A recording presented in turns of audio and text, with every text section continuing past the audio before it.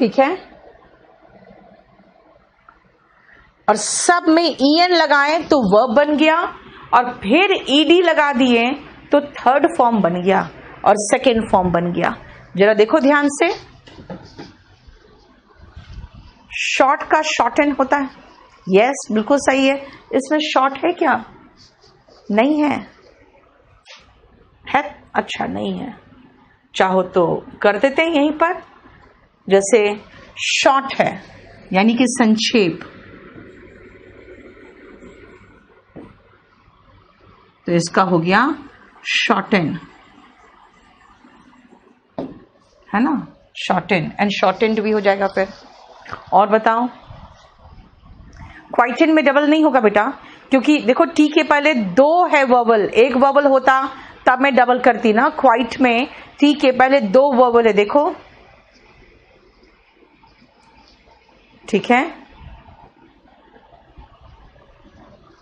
जरा बैच 08 में देखो,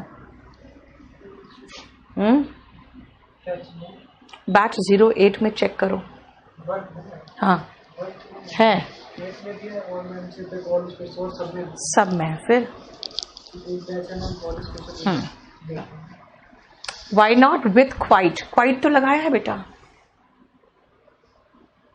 देखो ना क्वाइटन आया, क्योंकि क्वाइट में बेटा देखो टी के पहले एक वर्बल नहीं है, दो वर्बल है, ये ध्यान दो।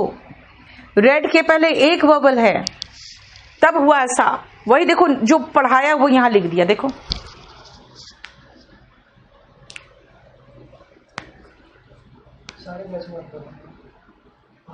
जिसके पहले एक वर्बल आता है, ये कहा बेटा।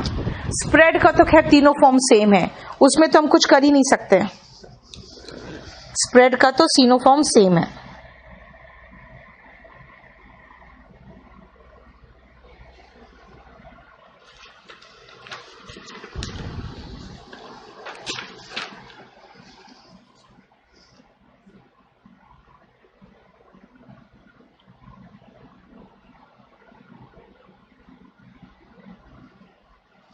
ठीक है, आपको लिख के रख लो, पेज नंबर 73 तक हम लोग का हो गया है, और इसके पहले 3 पेज हम लोगों ने होमवर्क लिया है, ठीक है। पेज नंबर 73 तक हो गया है, और इसके पहले 3 पेज हम लोगों ने होमवर्क लिया है। वाइड का बेटा वाइडन होता है, ठीक है, क्योंकि वो कॉन्सोनेंट में खत्म नहीं हो रहा है गुलशन, वो ई में वर्बल में खत्म हो रहा है, ठीक है। स्ट्रेंथ, स्ट्रेंथन होता है।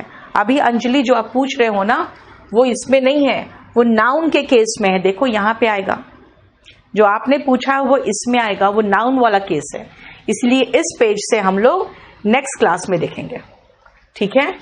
बहुत डिटेल में वह पढ़ाया है, इससे ज्यादा डिटेल कुछ हो भी नहीं सकता, मैं आपको बता रही हूं, इसलिए समझा रही हूं आपको कि अच्छे से करोगे ना तो कहीं से कुछ भी पढ़ने की जरूरत नहीं।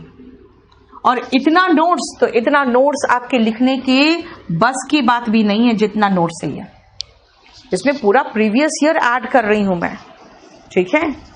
तो आप इतना नोट्स कहां से उतार लोगे? क्लियर?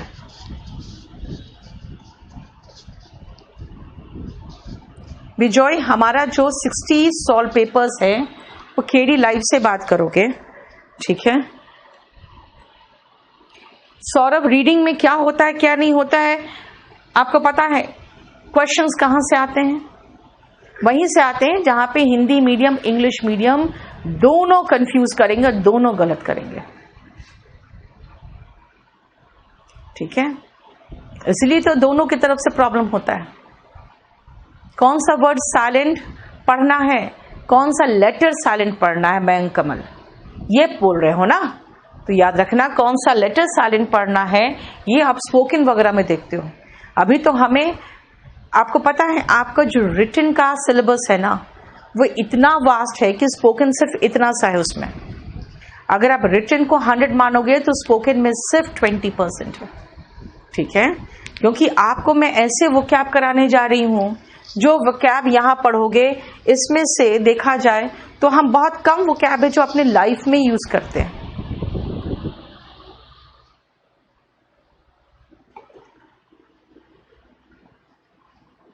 ठीक है।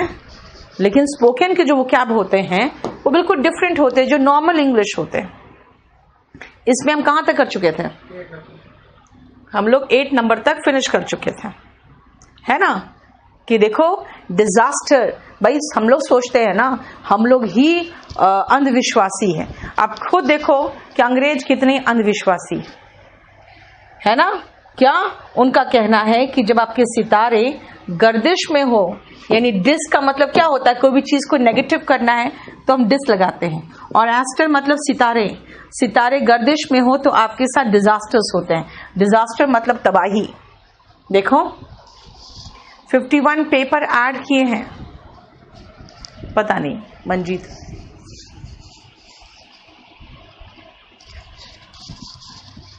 चंद्र, अभी आप फर्स्ट चैप्टर में ही हो और अभी से डिटेक्टिंग एरर होने लगेगा कि आपसे बताओ तो जरा। चलो पहले आप 12 तक देखो। आशीष आप देख लो ना, kdpublication.com से ले लो, नहीं तो आपको जहां से भी लेना ऑनलाइन सब जगह मिलता है।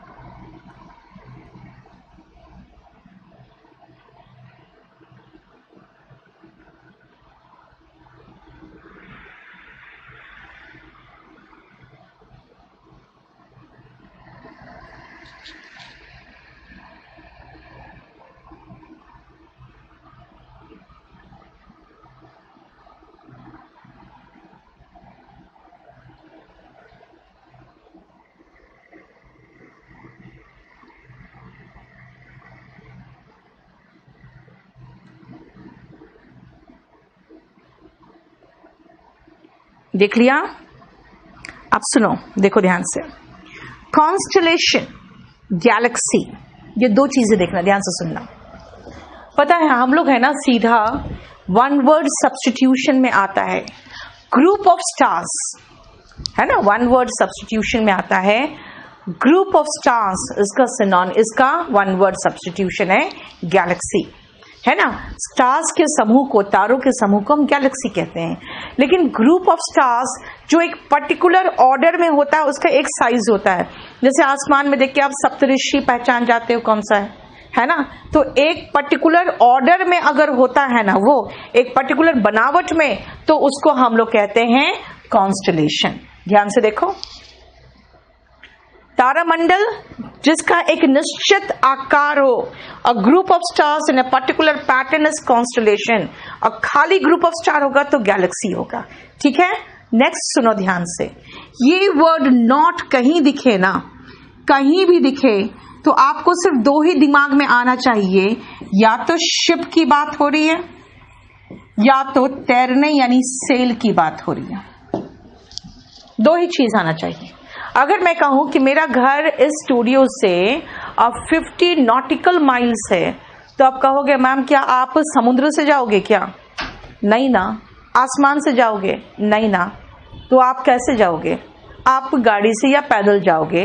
तो भाई रास्ता से जा रहे तो नॉटिकल वर्ड कहां से आ जाएगा आपका?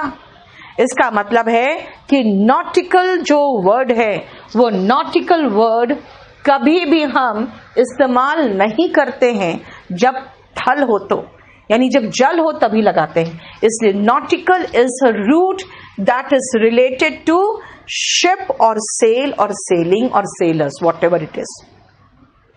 अब इसी से बना कि भाई हम जब स्पेस शिप में बैठकर ऊपर जाते हैं तो हम एस्टर जाते हैं नॉट से। एस्टर मतलब क्या कहा था मैंने आपको? कहा था कि जो भी तारे हैं उनको हम रूट दिए हैं एस्टर का, है ना।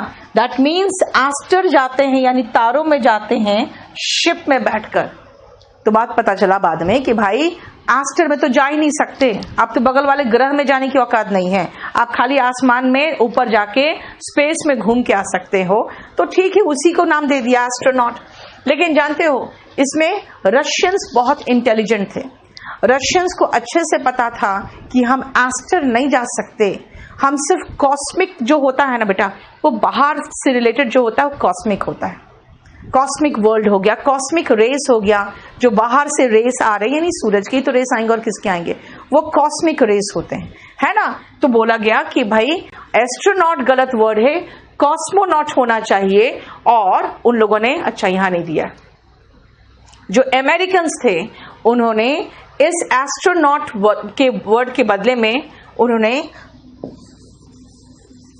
कॉस्मोनॉट वर्ड का इस्तेमाल किया।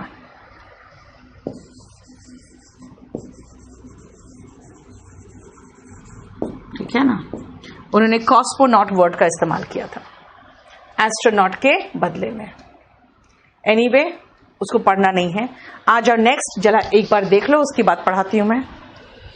डिजास्टर का सिनोनिम क्या लिखोगे यार, कैटास्ट्रॉफ लिख दो, कैटाक्लिज्म लिख दो, ठीक है, वो भी मैं अलग से पढ़ाने वाली थी, अगर आप कहोगे तो मैं लिख देती हूं यहां पे।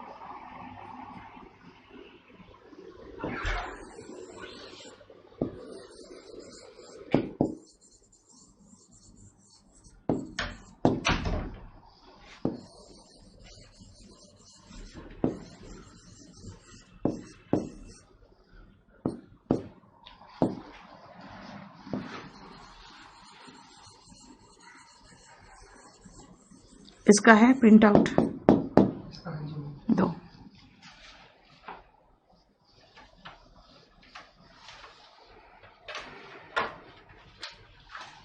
दे दो। इसका सिनोनिम आपने कई बार पूछ लिया तो मैं लिख दे रही हूं, लो।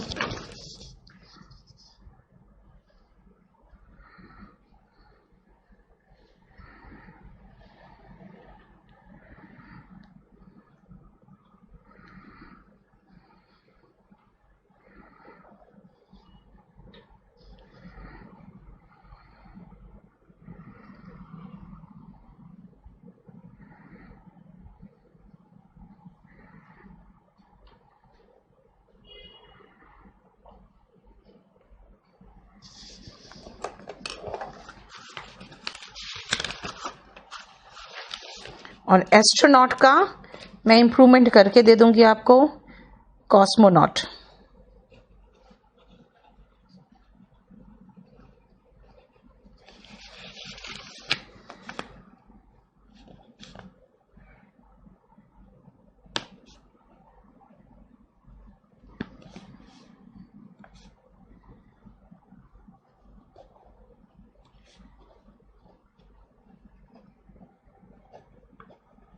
ठीक है, चलो नेक्स्ट आओ।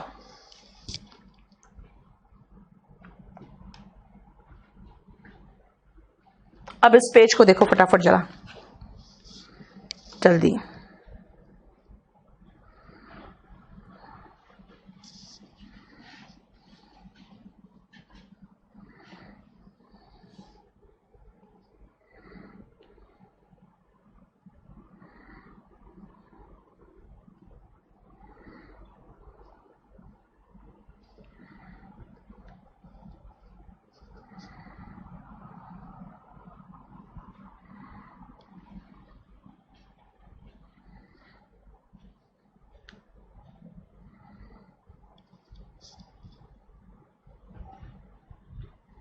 ठीक है, आज है डिम्पी का क्लास क्या?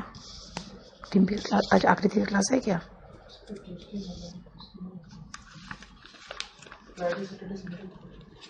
एक बार कंफर्म करो तो। देखो ध्यान से सुनो, फोरम में आ जाओ। जब भी आप कोई विचार विमर्श करने के लिए, जैसे मान लो बेटा, एक बात बताती हूं प्रवीण, अगर इस बैच को पढ़ लोगे ना तो स्टेनो में 100 में 98 आराम से लेके आओगे।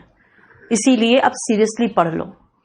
आप लोग बार बार CHSL CGL स्टेनो करते रहते हो ना, सेल का मतलब तैरना होता है। अब बताओ, इतना आसान वर्ड नहीं आ रहा है परवीन, और आप अभी स्टेनो के लिए परेशान हो रहे हो। भले एक लेवल लाना पड़ेगा ना, ठीक है। एड्रॉइड का अटेम्प्ट तो होगा ही, बिल्कुल ज्ञान सही है, ठीक है। अच्छा, नॉमी का मतलब बेटा, नॉमी का मतलब होता है अरेंजमेंट। तो एस्ट्रोनॉमी होता है जब अरेंजमेंट ऑफ स्टार्स की बात करते हो तो, यानी अरेंजमेंट ऑफ हेवनली ऑब्जेक्ट्स की बात करते हो तो। आ जाओ नेक्स्ट, सुनो ध्यान से। फोरम, मान लो हम लोग यहां सब इकट्ठे हुए हैं और हम यहाँ पे आज फीमेल फीटिसाइड यानी मादा भ्रूण हत्या के बारे में बात करना चाहते हैं, है ना। तो ये हमारा क्या है, ये हमारा फोरम होगा। फोरम मतलब है एक प्लेस, चाहे लोग मिलके जो हम लोग एक किसी मुद्दे पर बात कर रहे हैं ना, वो फोरम है। सो अ प्लेस और मीटिंग, प्लेस या फिर मीटिंग जहां पीपल अपने आइडियाज को एक्सचेंज करते हैं। एंड अगर हम यहां पे खड़े होके मादा भ्रूण हत्या की बात कर रहे हैं, फीमेल फीटिसाइड की बात कर रहे हैं, तो हमारा फोरम है।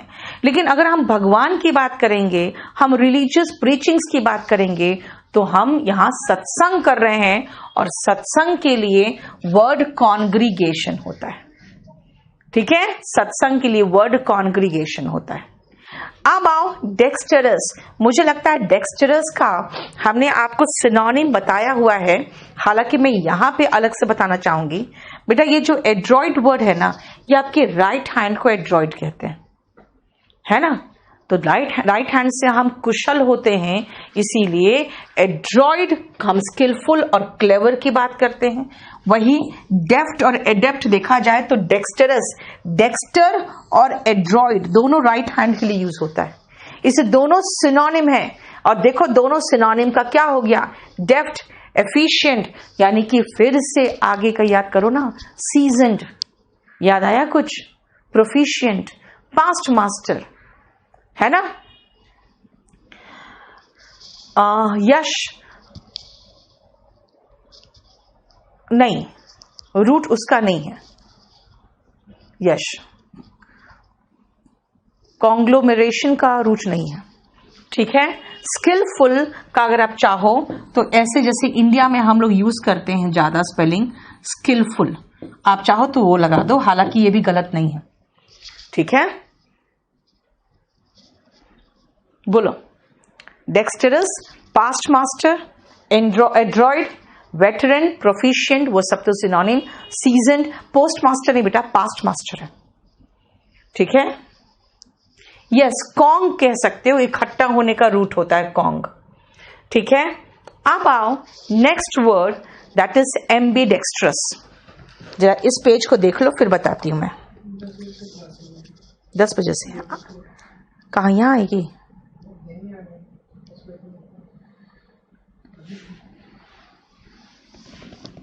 अच्छा,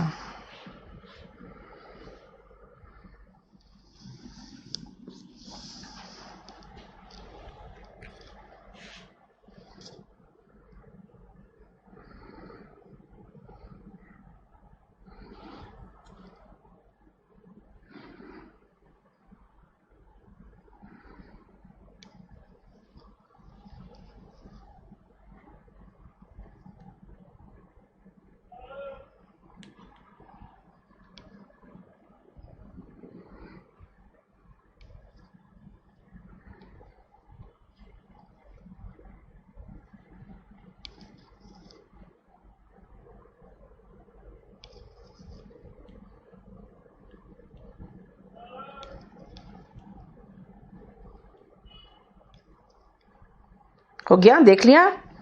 चलो, एम्बीडेक्स्ट्रस, सुनो ध्यान से, जिसके दोनों हाथ, एम्बी का मतलब बेटा याद रखना दोनों होता है, यानी अगर आपके दोनों हाथ डेक्स्टर हो। डेक्स्टर का मीनिंग अभी बताया था हमने आपको, क्या बताया था?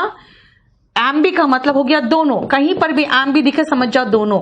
और डेक्स्टर का मीनिंग बताया था मैंने आपको राइट हैंड, हालांकि डेक्स्ट्रस करने के चक्कर में TER यहां से हटा दिया गया है ना, राइट हैंड, यानी आपके दोनों हाथ राइट हैंड हो, मतलब भाई दोनों हाथों से वैसे ही लिख सकते हो जैसे कि आप अपने राइट हैंड से लिखते हो, ठीक है, क्लियर। तो इसका मतलब है दोनों हाथों से जो निपुण होते हैं उनको एम्बीडेक्स्ट्रस कहते हैं। अब आओ सिनिस्टर, ठीक है। अब जब मैं कहती हूं भाई राइट हैंड से हम बहुत दक्ष होते हैं और इसका रूट है डेक्स्टर, इसका रूट है एड्रॉइड, तो बच्चे ये भी तो पूछ सकते हैं कि मैम फिर आपका लेफ्ट हैंड का रूट क्या है। लेफ्ट हैंड से ना आप पूजा करते हो ना प्रसाद लेते हो, क्योंकि लेफ्ट हैंड को अशुभ माना गया है ना, तो इसीलिए सिनिस्टर है, जिसका मतलब ही हो गया अमंगल सूचक। सीमिंग, इविल और डेंजरस, इसका आप चाहो तो सिनोनिम में लिख सकते हो ओमिनस, ठीक है।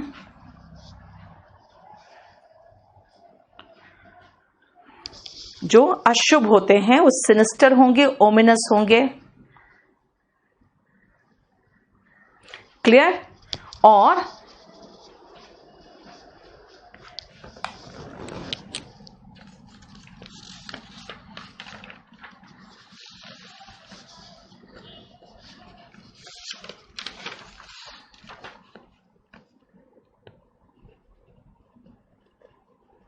क्लियर,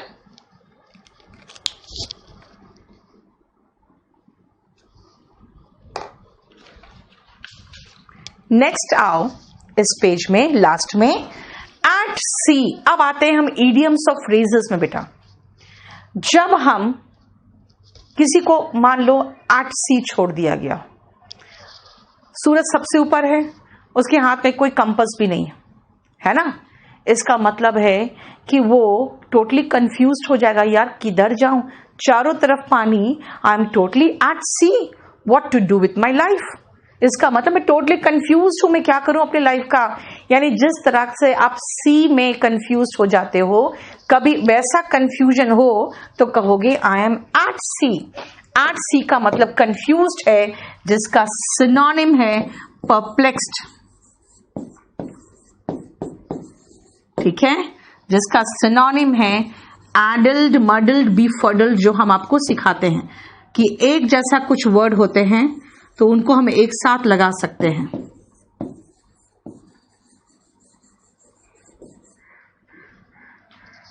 कंफ्यूज्ड, परप्लेक्स्ड,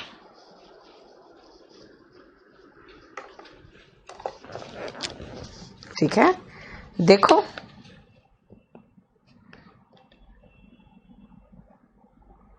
इसके परप्लेक्स के साथ हम चाहे तो बिविल्डर्ड भी लगा सकते हैं,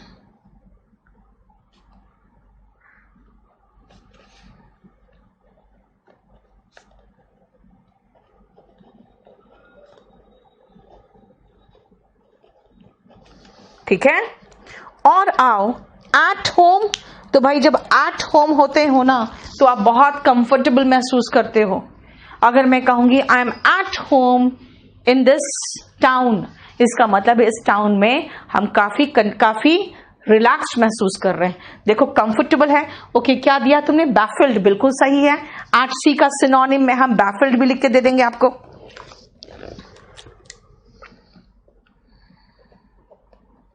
ठीक है। और कंफर्टेबल इसके साथ हम रिलैक्स भी लगा दे। लेकिन इसका एक एंटोनिम भी है, जानते हो, जैसे फिश आउट ऑफ वाटर कहते हैं, एंटोनिम, जैसे पानी के बाहर मछली निकाल दे तो कैसा महसूस होगा, वैसे ही अगर आप एट होम का एंटोनिम पूछोगे, अच्छा इसका लिख ही देती हूं मैं, देख लो, परप्लेक्स, बैफिल्ड,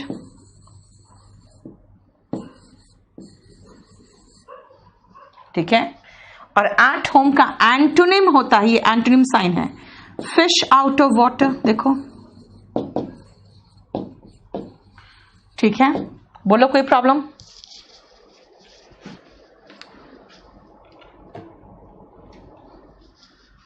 क्लियर, बोलो कोई प्रॉब्लम यहां तक, बस इतना ही रहने दो। चलिए जितना आप याद कर सको कंफर्टेबली चंद्र, ठीक है। पजल भी कह सकते हो, बैम्बुजल भी कह सकते थे, ठीक है। चलो इतना ही रहने दो, बंद करो। अब मेरी बात सुनो।